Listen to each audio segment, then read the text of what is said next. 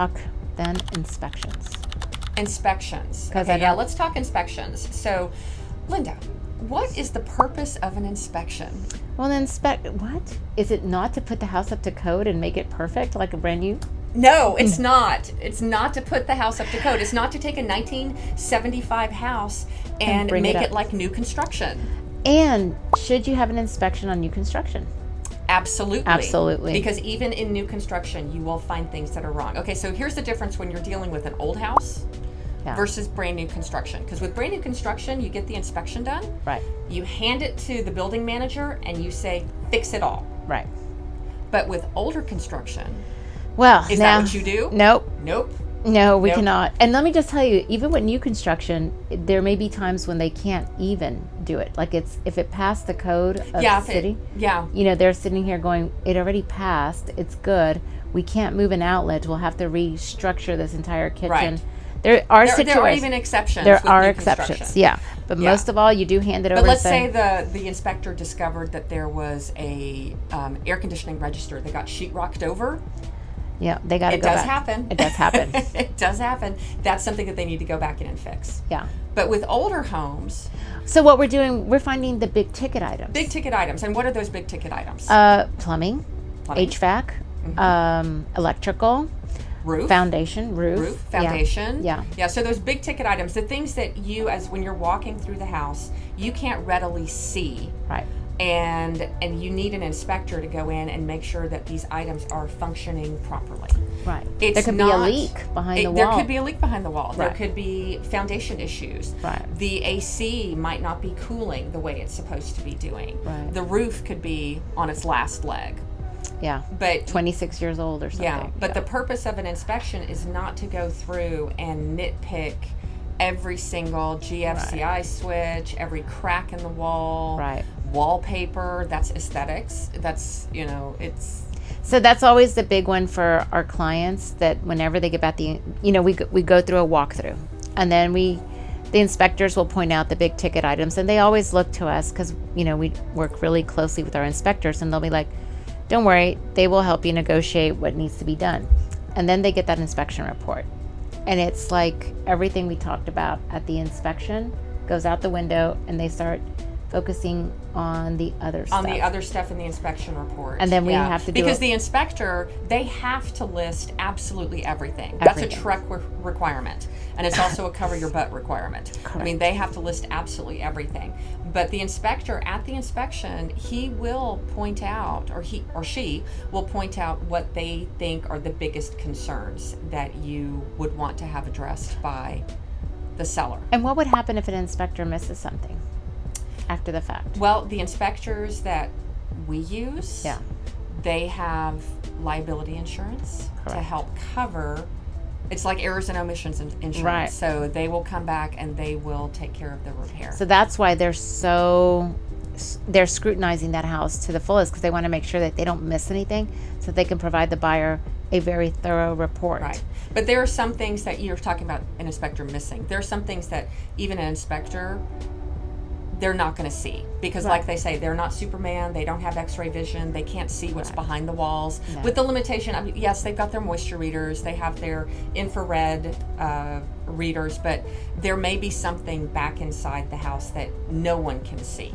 Correct. Yeah. So that's why it's so important to have one, and so that at least there's telltale signs that you can see to kind of help, see what's wrong with the house. But we come in and we're like, okay, let's address the real important stuff.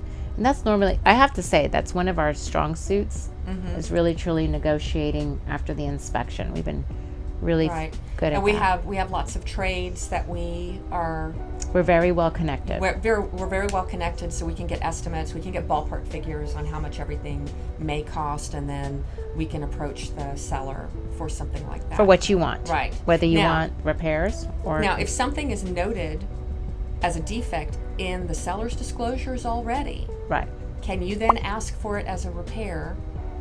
No, because you've put in your offer knowing these defects are there. Right. And more than likely at that point, because we've read these defects, you've already taken that into account into your offer. Right. So, for example, one of the most common that we'll see in an inspection, not an inspection report, in a Seller's disclosure. in a seller's disclosure is the age of the roof.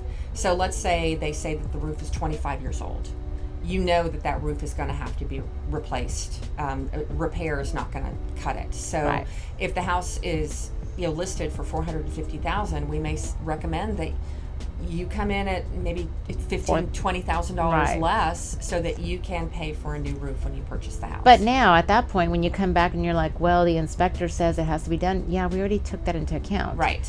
And we make sure that is well known ahead of time, because when we're on the listing side, that's happened to us, that they're like, we offered this because of the roof, and then they come back and they ask for more, and we're like, no, we've already taken that into account. It's already there. Right. So that's why that's a very good point. Anything else on the inspection? Oh, an inspection, we ask you to get it done as quickly as possible. They're really, the minute we know that we may be going option pending, we will send you a list of some of the inspectors that we've worked with, so that you can sit there and call them. But you can use whoever you want. Call your friends, call your family, But we will send you our preferred partners that we work with, and we know they do a good job. And they're very flexible on their timing, but we've had it where someone says, can we have it done on the last day of the option period? No. Have that inspection done as quickly as possible. So it gives us time if we need to get contractors out there, if we need to get a plumber out there, whatever it is, so that we can get some bids. And how much do inspections usually cost? That can be hard, because they're really out there. They can be anywhere from about $500 on the low end. We've seen some as low as $350 still. I haven't smaller seen houses. it. Yeah, smaller houses. But generally, we're looking somewhere between $400 or $500 and up. So if you need to have a pool inspection, that's going to be another $150, $200. Correct. If you want termites, wood destroying insects, that's going to be another $100, $150. Right. If you're buying a house with galvanized pipe, you may want to consider having a plumber come through there and do a hydrostatic test to make sure that there is no leaks in the plumbing. And we do recommend that. That's like $300 to $400. Right. What else? And there's some liability with hydrostatic Yes, testing. there is. So you have to have the seller agree to. Because they're doing, it's like a pressure test, and they could cause damage. But recently we found out that one of the companies that does it actually takes on the liability. Yes. Which is nice. Because sometimes that liability could fall to the buyer or to the seller. And what about testing for mold? What about it? Well, we sometimes have our buyers ask for if they can test test for mold. Yes, you absolutely can. But what we advise is that wait for your inspection to see if there's any evidence of mold, because mold tests are very expensive. Right. Because you have to have somebody that's certified. It's not just anybody. You can't just buy it at Home Depot, those little mold kits. No. You've got to have somebody that's going to come in. They're going to test the inside air. They're going to test the outside air. They're certified by the state of Texas. And it's we would recommend. We live in Houston. There's mold everywhere. Right. It's just part of living in Houston. Right. So now, if the house had flooded, that's different. That's different. That's a very different. But if it's just your average house. Yeah. And most houses do have moisture. Yeah, they do. I have a moisture reader, and I like to go around my house and do it just for funsies. And so there's moisture in places, especially what I've learned. I didn't know this. And if your area of your house is by your sprinkler system, it tends to pick up more moisture there because the water has hit the wall. Oh, I didn't know that. Yeah, I just found that out. Well, I recently learned that a moisture level of 15% in a wall is normal. Yes. I had no idea. Who told you that? It was Ashley Victory, who does restoration services. Okay. Yeah. That's funny, because the restoration person that came and did my son's house told me the same thing. And that's why I was wondering if it was the same person. But it's nice to know that more than one person says this. So I guess that's